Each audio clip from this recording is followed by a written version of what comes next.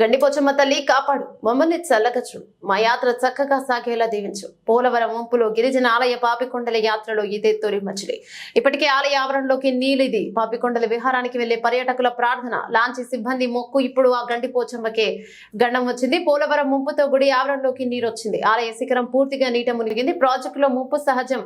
పోలవరం వంటి ప్రాజెక్టులో ముంపు మరింత అధికం. ఈ ముంపులో గుళ్ళు మునుగుతాయి. ఎన్నో ప్రత్యేకతలున్న గ్రామాలు గోదావరి గర్భంలోకి చేరనున్నాయి. వీటిలో కొన్ని గ్రామాలు ఇప్పటికే ఖాళీ అయ్యాయి. తూర్పుగోదావరి జిల్లా దేవీపట్నం మండలం గొందూరు గ్రామంలో వెలిసిన గిరిజన దేవత గండిపోచమ్మ పాపికొండల యాత్ర ఎక్కడి నుంచి పర్యాటకులు వచ్చినా తొలుత ఇక్కడికి రావాల్సిందే. పర్యాటకులు, లాంచీల నిర్వాహకులు ఇక్కడికి వచ్చి తల్లిని దర్శించుకుంటారు. ఈ గుడి దగ్గర నుంచి పాపికొండలు సుందరంగా కనిపిస్తాయి. కొండల మీద వెలిసిన గిరిజన గ్రామాలు కనిపించేవి. ఆలయానికి 100 ఏళ్ల పైబడిన చరిత్ర ఉంది. పాపికొండలకు వెళ్లే పర్యాటకులతో పాటు ఉభయ గోదావరి జిల్లాలో తెలంగాణ, మహారాష్ట్ర, ఛత్తీస్గఢ్, ఒడిశా తదితర ప్రాంతాల నుంచి పెద్ద ఎత్తున భక్తులు గుడికి వస్తారు. గొందూరు గ్రామానికి చెందిన గిరిజన తెగ సోదేవారు గండిపోచమ్మను తమ ఆడపడుచుగా భావిస్తారు. 1990లో ఈ ఆలయాన్ని దేవాదాయ శాఖ పరిధిలోకి తీసుకొచ్చారు. అయితే ప్రతి ఏటా వర్షాకాలంలో ఆలయం సుమారు 4 నుండి 6 నెలల పాటు నీటిలోనే ఉంటుంది. ప్రస్తుతం ఇది పరిస్థితి ఏర్పడింది. గోదావరి ఉధృతంగా ప్రవహిస్తోంది. నీటి ప్రవాహం పెరగడంతో పోచమ్మ గండి వద్ద ఉన్న గండిపోచమ్మ ఆలయం పూర్తిగా నీట మునిగింది. అమ్మవారి ఆలయ గోపురాన్ని వరద తాకింది. ఆలయంతో పాటు సమీపంలోని ఇల్లు కూడా నీట మునిగాయి. గోదావరి వరద పెరగడంతో ఆయా ప్రాంతాల్లో అధికారులు సహాయ కార్యక్రమాలు చేపట్టారు.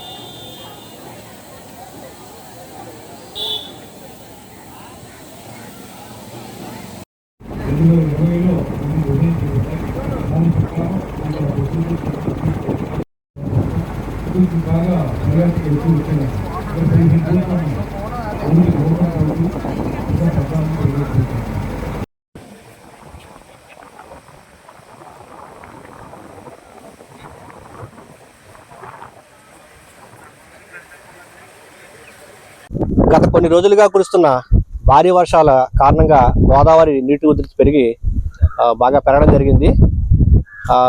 దాని నిమిత్తం ఈ దేవీపట్నం మండలం గండిపోచమ్మ గుడి దగ్గర టెంపుల్ కూడా మునిగిపోవడం జరిగింది.